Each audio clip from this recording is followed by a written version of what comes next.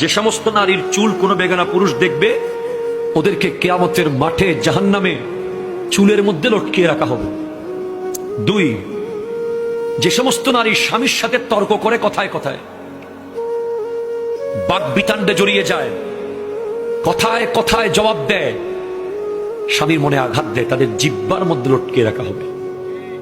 জানিয়ে দেবেন আপনার ওয়াইফকে।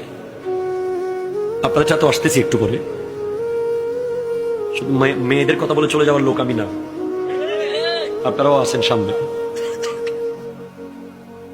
যে সমস্ত নারী পরকীয়া সম্পর্কে লিপ্ত এবং বিয়ের আগে বিবাহ বহির্ভূত প্রেমে লিপ্ত, এ সমস্ত নারীদের বুকের দুধের স্তরের মধ্যে প্যারাক মেরে লটকে রাখা হবে জাহান্নামে। নাউজুবিল্লাহ।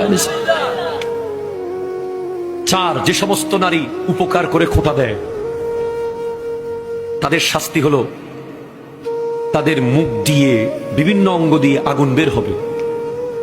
5, যে সমস্ত নারী ভালোভাবে পবিত্র হয় না, নামাজ নিয়ে হেয় করে, ঠাট্টা করে, ওদের মাথা হবে কুকুরের মতো, গা হয়ে যাবে গাধার মতো। নাউজুবিল্লাহ।